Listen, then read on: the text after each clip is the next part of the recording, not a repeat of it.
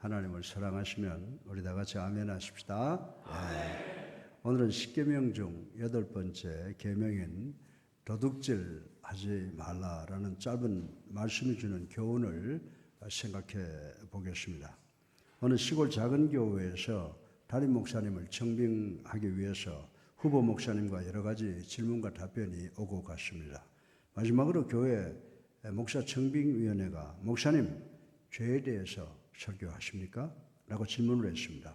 그때 이 목사님의 답변이 아주 재미가 있었습니다. 예, 저는 죄에 대해서 설교만 할 뿐만이 아니라 죄에 관해서 찬송도 부릅니다. 라고 답변을 했습니다. 목사 청빙위원회 위원들은 이 답변을 이해하지를 못했습니다. 그래서 아니 찬송을 부른다니 그게 무슨 의미입니까? 라고 목사님께 물었습니다. 그때 목사님은 예, 저는 도둑질 하지 말라는 설교뿐만이 아니라 남의 가수원을 지나면서 사과설이 즉 울타리 밖에 나와 있는 사과라도 꺾지 말라고 설교를 한다는 의미입니다. 라고 이야기를 했다고 하는 것입니다. 사랑하는 성도 여러분, 오늘 이 시대에 정말로 이런 설교가 필요하다고 저는 확실히 믿습니다. 예수님께서 누가복음 10장 30절 이하를 통해서 선한 사마리아인이라는 비유의 말씀을 해주신 것 우리가 잘 알고 있습니다. 어떤 사람이 예루살렘에서 여리고로 내려가다가 강도를 만나 있는 것 다 빼앗기고 거의 죽은 채로 버리워져 있었습니다. 그때 강도 만난 사람의 옆으로 유대인 중에서 가장 존경받는 제사장과 레위인이 지나가게 되었는데 이들은 강도 만난 사람을 못 본 채 하고 멀리 피해서 갔습니다. 그런데 그 당시 유대인들이 가장 천대하는 사마리아 사람이 그 옆을 지나가다가 그를 불쌍히 여겨서 자기가 가지고 있는 기름과 포도주로 상처를 치료해 주었습니다. 그리고 자기 나귀에 태워서 주막으로 데리고 가서 2 데나리온을 더 주고 이 사람을 잘 봐달라고 부탁을 하고 만약에 부비가 모자라면 돌아가는 길에 갚아주겠다고 약속을 하고 떠나갔다라고 하는 비유의 말씀을 이야기해 주셨습니다. 예수님께서 주신 이 비유의 말씀 속에 개인의 재산에 대해 3가지의 유형의 철학이 숨겨져 있다는 것을 우리는 알 수가 있습니다. 첫 번째는 그 강도의 철학으로 세상의 모든 것은 다 내 것이다 라고 하는 것입니다. 두 번째는 제사장과 레위인의 철학입니다. 나는 내 것만 지키겠다라고 하는 것입니다. 세 번째로는 선한 사마리아인의 철학입니다. 이 사마리아인의 철학은 만약에 당신이 내 것이 필요하다면 내 것을 당신과 함께 나누겠다라고 하는 것입니다. 이 철학이 바로 그리스도인들의 물질에 대한 자세요, 태도요, 철학이라고 말씀을 드릴 수가 있는 것입니다. 우리 그리스도인들은 오른손으로 내 것을 꼭 움켜잡고 그리고 왼손으로 남의 것을 탈취하는 것이 아니라고 하는 것입니다. 우리 그리스도인들은 개인의 재산을 인정하고 더 나아가서 개인의 재산은 하나님의 소유이고 우린 단지 청지기일 뿐이라는 것을 알므로 필요할 때는 하나님의 지시에 따라서 이웃과 나누어야 되는 것을 아는 것입니다. 오늘 설교 본론의 첫째로 남의 것을 도둑질하는 이웃의 것을 강도짓하는 범죄를 생각을 해 보겠습니다. 칼이나 총을 들고 밤늦게 남의 집에 담을 뛰어넘어 남의 사유재산을 도둑질하거나 탈취하는 사람들이 많이 있습니다. 이런 사람은 세상의 모든 것은 다 내 것이다 라는 철학을 가진 사람들이라고 볼 수가 있습니다. 저는 지난 1992년 4월 20일에 미국 워싱턴 DC에 소재한 조지 워싱턴 대학에 출장 갔다가 돌아오는 길에 LA에서 흑인들의 폭동으로 인해서 LA 시내가 불타게 되고 전기가 나가서 암흑이 된 순간에 호텔이 그 안에 있었기 때문에 그 한복판에 있었던 경험이 있었습니다. 그 당시 LA 시내에 어둠이 깔리자 많은 사람들이 남의 집과 상점에 들어가서 남의 물건을 약탈하는 무서운 강도로 변질되는 모습을 저는 직접 보았습니다. 저는 그 순간 문득 서울 시내의 전기가 완전히 나가고 암흑시대가 된다면 서울 시내가 어떻게 될까를 생각을 해보았습니다. 아마 대단히 많은 사람들이 무서운 약탈자로 변신할 가능성이 있겠구나라고 하는 것을 생각을 해보았습니다. 사랑하는 성도 여러분, 개인의 성품을 평가하고 측정하는 방법은 어둠 속에서 어떻게 행동하느냐에 달려 있다라고 하는 것입니다. 사실 사람이 훔치기 때문에 도둑이 되는 것이 아닙니다. 사람이 도둑이기 때문에 남의 것을 훔치는 것이라고 말씀을 드릴 수가 있습니다. 그들이 훔치지 않는 것은 아직도 전기가 나가지 않고 빛이 있어 밝기 때문에 도둑질할 기회를 얻지 못했을 것이라고 말씀을 드릴 수가 있습니다. 그러나 성경을 보면 하나님께서는 낮이나 밤이나 변함없이 빛으로 역사하신다고 말씀하신 것을 우리는 반드시 기억해야 될 줄로 믿습니다.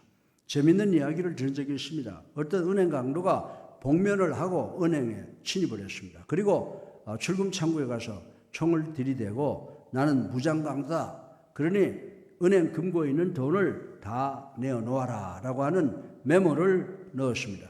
그때 은행 출금 창구에서 메모가 하나 나오더랍니다. 은행 무장 강도가 읽어보니까 이 바보야, 얼굴에 복면을 똑바로 써라. 내 얼굴이 지금 은행 카메라에 찍혀 동영상으로 전국에 반영되고 있다라고 써있는 메모가 나왔다고 하는 것입니다. 사랑하는 성도 여러분, 하나님은 어느 경우에서든지 카메라와 같습니다. 여러분들이 편의점에 가서 껌을 하나 슬쩍 주머니에 넣었든지, 여러분이 길거리에서 소매치기를 한다든지, 여러분이 남의 집에 들어가서 도둑질을 한다든지, 아니면 은행을 들어가서 은행을 털다든지, 아니면 선한 일을 행한다든지, 하나님께서는 불꽃 같은 눈으로 밤이나 낮이나 빛같이 모든 것을 보실 수 있고 기록하고 나타내고 계시다라고 하는 것을 성경이 우리들에게 가르쳐주고 있습니다. 전전능하신 하나님께서는 도둑질하지 말라고 하셨습니다. 그런데 많은 사람들이 크고 작든 간에 사기를 치고 있으나 사람들은 자신들이 도둑질하고 있다는 것을 의식하지 못하고 살아가고 있다라고 하는 것입니다. 예를 들어서 노동하는 사람이 정직하게 최선을 다하지 못하는 사람들이 우리 주변에 참으로 많이 있습니다. 1969년에 제가 미국에 처음 유학을 가서 제일 먼저 잡은 일이 뭔지 아세요? 윌시아에 있는 미장원 선전지를 돌리는 것이었습니다. 하루에 2,000장을 돌리면 20불을 받게 되어 있었습니다. 그때 저는 다른 한국 유학생, 그것도 한국에서 대학교 전임 교수를 하시다가 오신 분과 함께 LA시의 윌시아라고 하는 번화가의 큰 길을 중심으로 해서 왼쪽은 내가 선전지를 돌리고 오른쪽은 그 교수님이 맡아서 돌리게 되었습니다. 아침부터 장장 12시간을 돌리고 나니까 2,000장을 다 돌릴 수가 있어서 밤늦게 돌아왔습니다. 그런데 미장원 주인이 돈을 못 주겠다고 했습니다. 그래서 왜 그러냐라고 따져 물었더니 내 친구가 도둑질을 했다는 것입니다. 그래서 무엇을 도둑질했냐라고 물었더니 2,000장의 미장원 선정지 중에서 1,000장을 꺼내놓으면서 내 친구가 이것을 돌리지 아니하고 쓰레기통에 버렸는데 이것이 도둑질이다라고 저한테 말을 해서 제가 함구무원이 되었던 적이 있었습니다. 사랑하는 성도 여러분, 우리 다 같이 골로새서 3장 22절을 함께 읽어 보겠습니다. 종들아 모든 일에 육신의 상전들에게 순종하되 사람을 기쁘게 하는 자와 같이 눈가림만 하지 말고 오직 주를 두려워하며 성실한 마음으로 하라. 아멘. 여러분들 이 말씀의 의미가 뭔지 아세요? 이 말씀의 의미는 여러분이 일터에 가서 열심히 일하지 않고 깨부리고 게으름 피우고 건성으로 한다면 여러분은 바로 도둑질하지 말라라는 계명을 어기는 사람이 될 것이라고 말씀을 하고 있는 것입니다. 여러분이 사기를 쳐서 월급을 받는다는 의미라고 하는 것입니다. 반대로 야고보서 5장 4절에 보면 보라 너희 밭에서 추수한 일꾼에게 주지 아니한 싹이 소리 지르며 그 추수한 자의 우는 소리가 만군의 주의 귀에 들렸느니라 라고 하고 있습니다. 이 말씀의 의미는 뭡니까? 이 말씀이 주는 의미는 요즘에 많은 고용주들이 가능하면 싼 임금을 주기 위해서 불법 체류자들을 채용하고 노동비를 착취하는 경우가 있는데 이 경우는 도둑질하지 말라는 계명을 어기는 것이 된다고 성경은 우리들에게 가르쳐주고 있습니다. 여러분들이 적절한 임금을 공정한 임금을 지불하지 아니하면서 여러분들 밑에서 일하는 사람을 이용한다면 여러분은 머리가 좋은 사업가라고 자화자찬을 하는지 모르겠습니다. 그러나 야고보서 5장 4절에 그것은 사기다, 즉 도둑질하지 말라라고 하는 계명을 어기는 것이다 라고 말씀을 하고 있는 것을 우리는 볼 수가 있습니다. 그리고 도박도 도둑질하지 말라는 계명을 어기는 것이 된다고 말씀하고 있습니다. 그러면 도박이 무엇이 잘못된 것입니까? 아마 저뿐만 아니라 성경적 목회자들 모두는 도박을 범죄라고 믿는 분들이 많이 계실 것이라고 저는 생각을 합니다. 도박이 도덕과 윤리적으로 잘못되었다는 이유는 도박은 지는 사람이 없으면 아무도 승리할 수가 없기 때문입니다. 도박에서 여러분이 만약에 이윤을 얻었다고 가정을 해보십시다. 그 이유는 패배한 사람의 아픔과 눈물로부터 온다는 사실을 우리는 인식을 해야 되는 것입니다. 다른 사람에게 속한 것을 땀 흘리지 아니하고 취하게 된다는 것입니다. 캄캄한 밤중에 어떤 사람이 무기를 사용하여 남의 건의 물건을 훔쳐가면 우리는 그것을 가리켜서 강도라고 부릅니다. 두 사람이 카지노에 모이거나 화투를 가지고 서로의 것을 빼앗으려고 하면 우리는 그것을 가리켜서 도박이라고 부릅니다. 그러나 이 강도짓과 도박의 차이점은 강도짓은 한 사람이 도둑질을 하는 것이고 도박은 두 사람 모두가 서로에게 도둑질을 하려는 것이라고 말씀을 드릴 수가 있습니다. 어떤 사람은 도박을 정당화하기 위해서 증권을 도박이라고 예를 들고 있는 것을 볼 수가 있습니다. 그렇지 않습니다. 증권은 위험이 있으나 도박은 아니라고 하는 것입니다. 사업에 투자를 하거나 증권을 하는 것은 이윤을 얻기 위해서 투자를 하는 것입니다. 이런 사람은 적어도 주는 것이 없이 얻기를 원치 않습니다. 그러나 도박은 주는 것이 없이 얻으려고 하는 시도라고 말씀을 드릴 수가 있는 것입니다. 에레미야 22장 13절에 남의 것을 적절한 대가를 치르지 않고 취득하는 자는 화를 입게 된다라고 분명히 말씀을 하고 있습니다. 다시 말해서 남의 소유를 적당한 대가를 치르지 아니하고 자기 것으로 만들려고 하는 정신은 도둑질하지 말라는 계명을 어기는 것이라고 성경은 분명히 우리에게 가르쳐 주고 있습니다. 그리고 남의 빚을 갚지 않는 행위도 도둑질하지 말라는 계명을 어기는 것이라는 사실을 우리는 알아야 됩니다. 여러분들 로마서 10장 8절에 보면 피차 사랑의 빚 외에는 아무에게도 아무 빚도 지지 말라라고 바울 선생은 말씀을 하고 있습니다. 여러분 중에 갚을 능력이 없고 서로가 그 상황이 형편이 이해된 관계가 아니고 남의 빚을 안 갚으면 도둑질하지 말라는 계명을 어기는 것 같은 것인 줄로 분명히 이해하시길 바랍니다.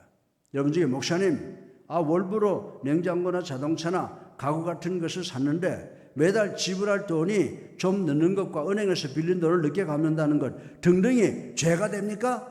라고 기분 나빠서 저에게 질문하실 분이 계실 줄 압니다. 그렇습니다. 이 성경 말씀이 우리에게 주는 의미는 그런 의미가 아니라고 하는 것입니다. 여러분들이 월부로 물건을 샀습니다. 은행에서 돈을 빌렸습니다. 그 할부금과 이자를 내는 날이 지나도 아무 조치를 취하지 않고 있으면 그때부터 여러분은 빚진 자가 된다는 말씀인 것입니다. 여러분들은 돈이 있으면서 갚기를 거부하는 사람이 어디 있을까라고 생각하시는 분들이 계시죠. 현대인들 중에 월부 할부금이나 집세를 그리고 빌린 돈을 의도적으로 갚지 않은 사람들이 여러분의 생각보다는 훨씬 더 많다는 것을 여러분들은 인식을 해야 됩니다. 이들은 이런저런 이유 때문에 월부, 할부, 집세 그리고 빌린 돈을 의도적으로 미루는 경우가 많이 있다는 것입니다. 사랑하는 성도 여러분, 남에게 빚진 것이 있으면 가능한 한 신속한 날짜에 갚아야 됩니다. 이것은 빚진 자의 의무입니다. 여러분들이 빚진 자가 된다든지 빌린 것을 되돌려주지 않아서 비난의 대상이 된다면 여러분은 도둑질하지 말라는 계명을 어기는 자가 된다고 성경은 분명히 우리에게 가르쳐 주고 있습니다. 그리고 남을 중상모략하는 것도 도둑질하지 말라는 계명을 어긴 것이 된다고 말씀을 하고 있습니다. 이것은 바로 남의 명예나 이름을 도둑질하는 경우입니다. 셰익스피어는 나의 가방을 훔치는 것은 쓰레기통을 훔치는 것이고 내 이름을 훔치는 것은 진정으로 나를 가난하게 하는 것이다 라고 말한 적이 있습니다. 여러분들은 이런 죄를 지은 적이 있습니까? 보다 구체적으로 말씀드린다면 남을 중상하고 모략함으로 남의 좋은 이름과 명예에 먹칠을 한 경우가 있느냐라고 하는 것입니다. 사랑하는 성도 여러분, 하나님께서 주신 주변을 중상하고 모략하는 것을 가장 미워하시는 분이십니다. 따라서 우리 교회에서만큼은 남자나 여자가 모여 앉아서 없는 사람의 말을 하는 것을 자제해 주시기를 주님의 이름으로 부탁을 드립니다. 좋은 이름과 명예는 물질보다는 훨씬 더 중요하고 귀한 것입니다. 따라서 인간들이 돈이나 어떤 물질을 훔치는 것보다 좋은 이름이나 명예를 중상모략으로 인해서 훔치는 것은 더 큰 죄가 된다고 성경은 우리들에게 가르쳐 주고 있습니다. 그리고 학생들 중에서 학교에서 부정행위를 하는 경우도 도둑질하지 말라는 계명을 어기는 것이 된다는 것입니다. 학생들은 보통 아이고 목사님 개똥이도 소똥이도 다 하는데 뭐요? 라고 가볍게 생각하는 경우가 있습니다. 그러면 개똥이와 소똥이가 잘못된 것입니다. 사랑하는 성도 여러분, 여러분이 도둑질하면 여러분 언제나 지는 사람이 되고 맙니다. 학교에서 부정행위를 하는 학생은 자기 자신을 속이는 사람이 되는 것입니다. 저는 어느 멍청한 운동선수의 이야기를 듣고 얼마나 창피했던지 땅속으로 들어갔으면 좋겠다라고 생각했던 경우가 있습니다. 이 운동선수가 자기 힘으로는 도저히 대학을 졸업할 수가 없어서 시험 때마다 자기 과의 수석부에서 항상 부정행위로 우수한 성적을 얻었습니다. 그래서 교수님은 이 운동선수가 부정행위를 하고 있구나라는 심정은 갖고 있었지만은 입증할 수가 없어서 그냥 넘어갔습니다. 그러다가 마지막 대학 졸업시험 때가 왔습니다. 이 교수님은 의도적으로 시험 문제를 아무도 대답할 수 없는 어려운 문제를 냈습니다. 시험 문제를 바꿔보니 얼마나 어려웠던지 이 과수석도 손을 댈 수가 없었습니다. 그래서 이 과수석이 시험 문제에다가 교수님 이번 문제는 너무 어려워서 답을 쓸 수가 없습니다 라고 써놓았습니다. 그 옆에 있던 멍청한 운동선수가 저도 너무 어려워서 답을 쓸 수가 없습니다 라고 써놓았다는 것입니다. 그래서 그 시험의 답을 통해서 이 운동선수가 4년 동안 부정행위를 했다는 증거가 잡혔다는 웃을 수 없는 이야기를 들은 적이 있습니다. 여러분 중에 어떤 분은 제가 이강평 목사의 스토리가 아닌가, 저는 백지를 내놨지 그렇게 남의 것을 보고 써본 적은 없습니다. 사랑하는 성도 여러분, 여러분이 공부를 하지 아니하면 알 수가 없습니다. 어쩌면 공부하지 않으면 나쁜 성적을 받거나 낙제를 하는 것이 부정행위를 하는 것보다는 훨씬 나을는지 모르겠습니다. 여러분 중에 우리 모두는 어떻게 하든지 살아남아야 됩니다. 나는 졸업을 해야 됩니다. 라고 말하고 싶은 분이 계실 줄로 압니다. 사랑하는 성도 여러분, 그렇습니다. 그러나 사람은 반드시 죽어야 합니다. 그리고 결국은 심판대 위에 서야 하며 하나님을 만나게 된다라고 하는 것입니다. 다른 사람의 믿음을 훔치는 것도 도둑질하지 말라는 계명을 어기는 것이 된다는 것입니다. 에레미야 23장 29절에 보면 여호와의 말씀이니라 내 말이 불같지 아니하냐 바위를 쳐서 부서뜨리는 방망이 같지 아니하냐라고 말씀을 했습니다. 전 이 말씀의 의미를 오래전부터 경험을 했습니다. 전 하나님의 말씀을 설교하면 하나님의 말씀이 불같이 태우는 권능을 가지고 있는 것을 오래오래 또 여러 번 경험을 했습니다. 전 하나님의 말씀을 설교할 때 방망이처럼 비진리의 불의를 쾅쾅 깨트려서 완전히 가루를 만드는 것을 경험한 것이 한두 번이 아닙니다. 하나님의 말씀에는 권능이 있습니다. 여러분들은 이 사실을 아셨습니까? 그래서 저는 하나님의 말씀을 전하기를 즐거워하고 있습니다. 지금까지 제가 세상 일과 교회를 함께 해오면서 교회가 이만큼이나 200억짜리 빌딩을 마련할 정도로 발전한 이유는 이강평 목사가 능력이 있어서가 아니고 제가 노력해서가 아니고 하나님의 말씀이 권능이 있고 능력이 있기 때문이라는 것을 느끼고 하나님께 감사를 드린 적이 한두 번이 아닙니다. 에레미야 23장 30절로 10절, 31절을 보면 우리가 어떤 사람의 마음속에 있는 하나님의 말씀을 믿는 믿음을 도둑질해 가는 것이 이 세상에서 가장 더럽고 추악하고 무서운 죄라고 말씀을 드리고 있는 것을 볼 수가 있습니다. 따라서 성도들의 신앙을 훔쳐가는 이단적, 좌파적, 진보주의적 목회자들은 도둑질 중에서 가장 큰 도둑을 하고 있는 것이라고 말씀을 드릴 수가 있는 것입니다. 다른 사람의 마음속에 있는 믿음을 망치게 하는 것은 도둑질입니다. 하나님께서는 나는 그런 거짓 선지자들을 가장 미워한다라고 말씀을 하셨습니다. 휴미라고 하는 사람은 인본주의 학자인데 이 휴은 인본주의자 가운데서 대단히 추앙받는 학자였습니다. 그러나 휴메의 어머니는 성경을 절대 권위로 믿는 그리스도인이었습니다. 휴먼 어머니의 믿음에 대해서 매일 시비를 걸고 논쟁을 하고 설득을 해서 드디어 자기 어머니의 마음속에 하나님에 대한 믿음을 파괴시키는 도둑질을 하고 말았습니다. 그런데 얼마 후에 그의 어머니가 임종을 맞이하게 되었습니다. 그때 그는 그의 어머니를 위로하기 위해서 그의 어머니의 병실을 방문했습니다. 여러분들은 휴먼 인본주의자이며 무신론자인 사람이 죽어가는 사람을 위로한다는 것이 가능하다고 생각해 보신 적이 있습니까? 휴먼 죽어가는 어머니에게 어머니 용기를 내고 살겠다는 의지를 가지세요 라고 위로를 했습니다. 그때 그의 어머니가 고통스러운 얼굴로 아들을 쳐다보면서 얘야, 이 세상에는 집착할 만한 이유가 없단다.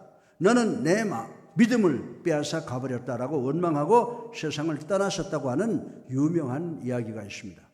이 세상에는 다른 사람의 재물을 훔쳐가고 사기를 치고 도박을 하고 빚을 갚지 않고 부정을 하고 그리고 다른 사람의 믿음을 망치게 하는 사람이 많이 있는데 이 모든 것은 도둑질하지 말라는 계명을 어기는 일이라고 또 성경은 그것을 반드시 명심하라고 주님의 이름으로 부탁하고 있는 것을 잘 기억하는 우리가 되기를 주님의 이름으로 축원합니다. 둘째로 하나님의 것을 도둑질하는 경우가 있음을 생각해 보겠습니다.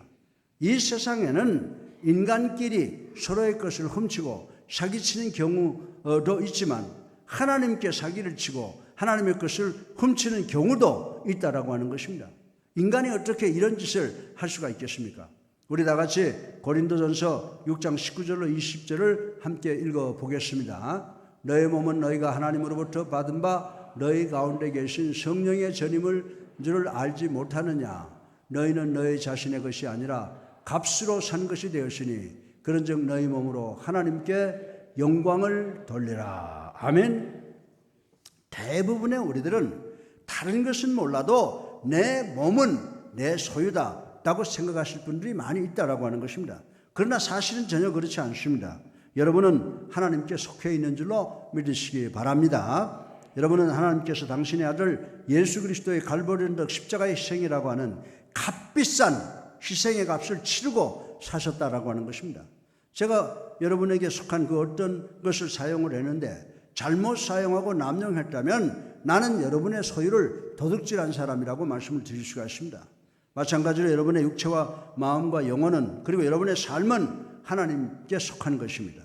그런데 여러분이 여러분의 육체와 마음과 영혼과 삶을 잘못 사용하고 망가지게 하고 그리고 낭비하고 있다면 여러분은 하나님께로부터 모든 것을 훔치는 것이 된다라고 하는 것입니다.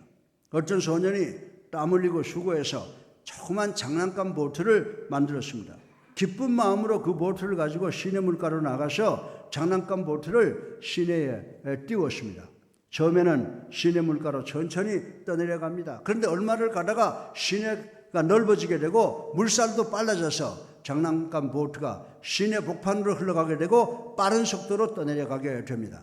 그래서 이 소년은 뛰어가서 장난감 보트를 따라가다가 드디어 장난감 보트를 놓치고 잃어버리고 말았습니다. 그래서 얼마나 아까웠던지 땅을 치며 통곡을 했습니다. 그러던 어느 날 시내 고물상 앞을 지나가게 되었습니다. 그 앞을 지나가다가 문득 그 가게의 진열장에서 자기의 장난감 보트를 발견하게 되었습니다. 그래서 상점 주인에게 뛰어들어가서 이 장난감 보트는 내가 어느 날 어느 시에 어떤 자료를 써서 만들었고 시냇물에 띄워놓고 놀다가 잃어버린 것이라고 설명을 하고 돌려달라고 간절히 요청을 했습니다.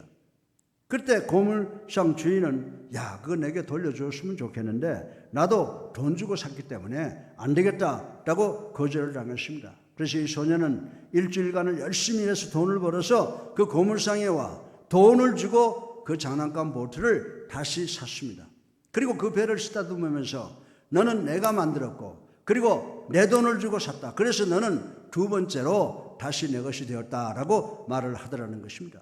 사랑하는 성도 여러분, 하나님께서 이곳에 앉아있는 우리 모두에게 지금 똑같은 말씀을 하고 계시는 줄로 믿으시기 바랍니다.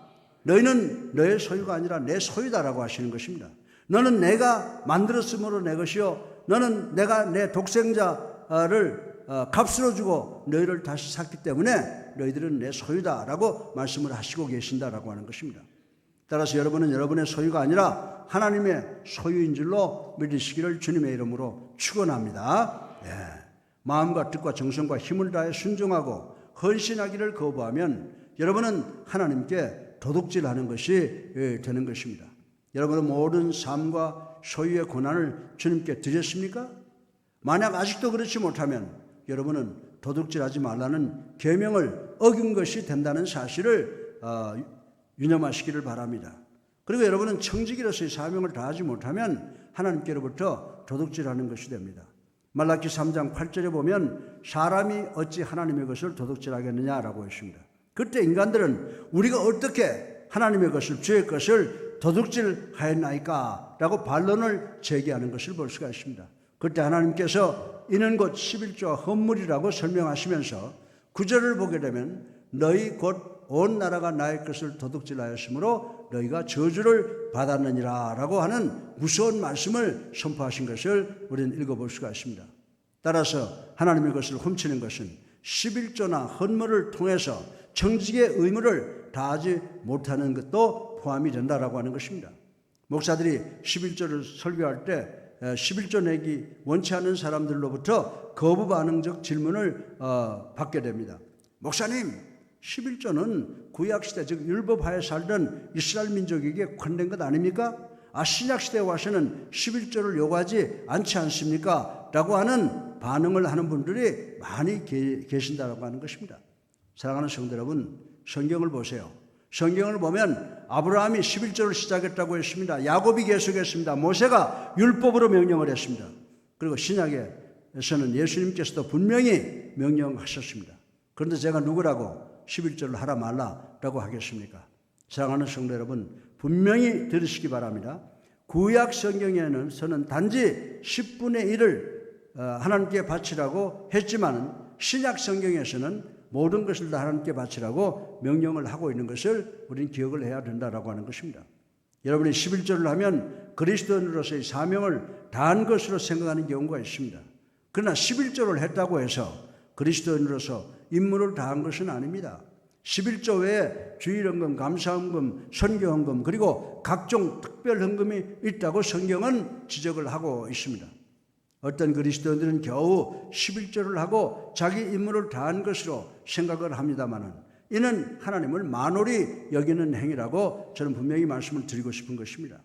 하나님께서 여러분의 믿음을 헌금의 액수를 갖고 측정하시질 않습니다. 하나님께서 여러분의 소유와 헌금의 균형을 보시고 여러분의 믿음을 측정하시는 줄로 믿으시기를 주님의 이름으로 축원합니다. 11조는 하나님을 위해서 여러분의 것을 드리는 것이 아닙니다. 하나님께 드리는 11조는 여러분의 축복을 위해서 드리는 것이라는 것을 우리는 알아야 됩니다. 그래서 말라기 3장 10절을 한번 우리 다 같이 한번 읽어보십시다. 시작. 만군의 여호와가 이르노라 너희의 온전한 11조를 창고에 들여 나의 집에 양식이 있게 하고 그것으로 나를 시험하여 내가 하늘 문을 열고 너희에게 복을 쌓을 것이 없도록 붙지 아니하나 보라. 아멘. 설명이 필요 없는 말씀으로 여러분이 잘 이해하실 줄로 믿습니다. 사랑하는 성도 여러분, 전 여러분 모두가 이 세상에서 아주 가난하게 되더라도 하나님의 것을 도둑질하는 자가 되지 마시기를 주님의 이름으로 축원합니다. 어떤 사람은 자신을 그리스도인이라고 했습니다. 그래서 목사님이 당신 세례 받으셨습니까? 라고 물었습니다. 그때 그는 아니요 라고 대답을 했습니다. 그래서 목사님이 아니 왜 세례는 안 받는데요? 라고 물었습니다. 그때 이 사람은 아니 목사님 예수님 옆에서 죽어간 강도는 세례받지 않았으므로 나도 세례를 안 받았습니다 라고 말을 했습니다. 목사님은 아 그래요? 그러면 당신은 어느 교회에 적을 두고 있습니까? 라고 또 물었습니다. 그는 아니요 라고 답변을 했습니다. 목사님은 왜 교회에 적을 두지 않으신 것입니까? 라고 물었습니다. 그때 그는 아니 예수님 옆에서 죽어간 강도는 교회에 적을 둔 적이 없어. 그런데 내가 왜 귀찮겠으리 교회에 적을 두어야 합니까? 라고 했다고 하는 것입니다. 그래서 목사님은 그러면 당신은 하나님의 사업을 후원하기 위해서 헌금을 합니까? 라고 물었습니다. 그때 이 사람은 아니요. 예수님 옆에 십자가에서 죽어간 강도는 그의 재산 한 톨도 하나님께 드리지 않았습니다. 그는 단지 믿기만 했습니다. 라고 답변을 했습니다. 그 말을 듣고 있던 목사님께서 그분을 물끄러미 쳐다보면서 그 강도와 당신과는 엄청난 중요한 차이가 한 가지 있습니다라고 말씀을 했습니다. 그때 이 사람이 아니 그 차이가 뭔데요? 라고 물었습니다. 목사님께서는 그 강도는 죽어가는 강도요. 그러나 당신은 살아있는 강도입니다. 라고 말을 해 주었다고 하는 유명한 스토리가 있습니다. 따라서 우리가 우리 자신을 남용하는 것을 통해서 하나님의 것을 도둑질하는 것과 청지기로서의 책임을 다하지 못하는 것은 도둑질하지 말라는 계명을 어긴 것임을 명심하시는 우리 모두가 되기를 주님의 이름으로 축원합니다. 셋째로 마지막으로 자기 자신을 속이는 죄를 한번 생각해 보겠습니다. 여러분이 주님께 여러분 자신은 완전히 항복하기를 거절한다면 여러분이 얻은 것은 하나도 없고 항상 잃은 자가 된다라고 하는 것입니다. 우리 다 같이 마태복음 10장 39절을 함께 읽어보겠습니다. 자기 목숨을 얻는 자는 잃을 것이요 나를 위하여 자기 목숨을 잃는 자는 얻으리라. 아멘. 이 말씀의 의미는 우리가 하나님께 드리는 것은 곧 자기에게 주는 것이 된다는 말씀인 줄로 믿으시기 바랍니다. 그러나 우리가 하나님께 드리는 것을 거절하면 우리는 모든 것을 잃는 자가 된다는 성경 말씀입니다. 바꿔서 말하면 우리가 하나님을 속이면 우리들이 다른 사람을 속이는 것보다 우리 자신을 속이는 것을 통해서 더 불행한 사건을 만나게 된다는 말씀인 것입니다. 에레미야 5장 25절에 너희 허물이 이러한 일들을 물리쳤고 너희 죄가 너희로부터 좋은 것을 막았느니라 라고 하는 무서운 말씀이 있습니다. 하나님께서는 우리 모두를 대단히 사랑하십니다. 그래서 당신의 독생성자 예수 그리스도를 이 땅에 보내셔서 십자가 위에서 돌아가시게 했습니다. 하나님께서 우리를 이만큼이나 사랑하셨습니다. 그런데 우리들은 그런 하나님을 믿는 것을 주저하고 있습니다. 우리들은 이런 하나님께 우리 자신을 바치는 것을 주저하고 있습니다. 여러분들이 하나님을 믿고 하나님께 모든 것을 바치게 될 때 하나님과 인간과 자기 자신에게 도둑질함으로 얻어지는 모든 걱정과 근심과 불안과 고통과 고난이 다 사라지고 여러분들에게는 기쁨과 즐거움과 평안과 소망 그리고 행복을 주신다고 하는 사실을 꼭 기억해야 된다라고 하는 것입니다. 그렇다면 자기 자신을 속이는 자가 얼마나 불행한 존재입니까? 에레미야는 너희 죄가 너희로부터 좋은 것을 막았느니라 라고 말씀했습니다. 다시 말해서 죄가 우리 자신을 속이게 한다는 말씀인 것입니다. 얼마 전에 미국의 오클라호마 시티 어느 아파트에서 대단히 큰 불이 일어났습니다. 소방대원이 구할 수 있는 사람은 다 구해냈습니다.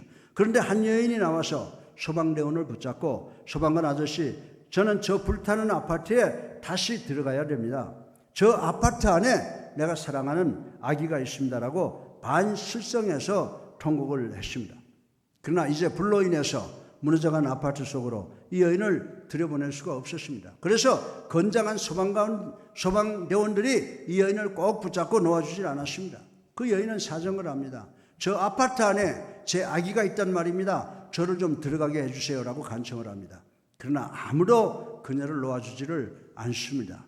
그때 그 모습을 본 그리스도인인 소방관이 제가 이 여인을 대신해서 들어가지요라고 하고 불 속으로 뛰어 들어갔습니다. 그 아파트 안에는 연기로 각 차서 앞도 보이지 않고 숨도 쉴 수가 없었습니다. 그러나 그녀의 안방에 가니 아기 침대 위에 담요에 쌓인 아기가 있었습니다.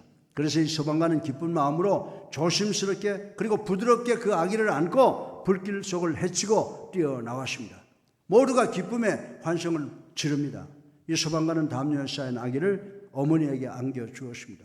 그 어머니는 기쁨과 감격과 감사로 그 담요에 쌓인 아기를 받았습니다. 그러나 그 순간 그녀는 통곡을 하면서 소방관 아저씨, 이 아기는 내 아기가 아니라 내 아기가 가지고 놀던 인형입니다 라고 하면서 통곡을 했다고 하는 것입니다. 이미 아파트는 화염 속으로 그 자취를 감추고 버리고 말았습니다. 사랑하는 성도 여러분, 저는 이 세상에 이보다 더 불행한 사건은 없다고 생각을 합니다. 그러나 이보다 더 불행한 사건이 꼭 하나가 있을 수가 있습니다. 그것은 예수님께서 재림하셔서 예수님이 심판주가 되실 때 우리가 주님인 줄 알고 평생을 따라왔는데 그것이 예수님이 아니고 예수님의 인형이었다면 이런 삶은 모두가 예수 그리스도의 그림자만 본 것에 불과하다라고 하는 것입니다. 사랑하는 성도 여러분, 이보다 더 큰 불행한 사건은 우리의 삶 속에 없을 것이라고 생각이 됩니다. 마지막 심판대 위에 섰을 때 오직 우리 주님께서만이 주실 수 있는 기쁨과 평안과 소망을 여러분 자신을 속임으로 인해서 상실했다는 것을 깨달으면 이보다 더 큰 불행은 없을 것이라고 생각이 되어집니다. 따라서 처음부터 자신을 속임으로 도둑질하지 말라는 계명을 어기지 마시고 예수님을 여러분의 구세주로 살아계신 하나님의 아들로 믿는 마음으로 열심히 사셔서 도둑질하지 말라는 계명을 완벽하게 지키시고 복받는 여러분들이 되시기를 주님의 이름으로 축원합니다. 결론입니다. 사랑하는 성도 여러분, 여러분이 왜 이웃의 것을 도둑질하는지 그리고 왜 여러분 자신을 속여야 하는지 아십니까? 그 이유는 여러분이 하나님을 두려워하지 아니하고 하나님을 경외하지 않기 때문이라고 저는 분명히 말씀을 드릴 수가 있습니다. 사랑하는 성도 여러분, 따라서 하나님을 두려워하고 경외함으로 오늘 도둑질하지 말라는 하나님의 계명을 잘 지킴으로 심판대가 아니라 시상대 위에서 하나님을 만나는 여러분 되시기를 주님의 이름으로 축원합니다. 그리고 하나님께서 뭐라고 말씀하시길 기대합니까? 너는 나를 믿고 예수 그리스도와 평생을 동행했으므로 내가 너에게 생명의 멸루관을 주겠노라라고 하는 칭찬받는 우리 모두가 되시기를 주님의 이름으로 축원합니다. 사랑이 많으신 아버지 하나님,